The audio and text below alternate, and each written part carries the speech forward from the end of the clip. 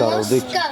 হ্যাঁ পাঠাও পাঠাও। আবৃত্তির নাম তাল গাছ, আর লেখকের নাম কাজী নজরুল ইসলাম।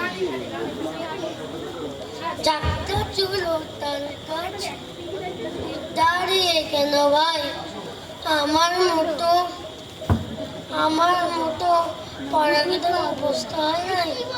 তুই দাঁড়িয়ে কেন ভাই আমার মতো এক পায়ে ভাই দাঁড়িয়ে আছিস, কান ধরে তার একটুখানি ঘুমায় না তোর পণ্ডিত মশাই?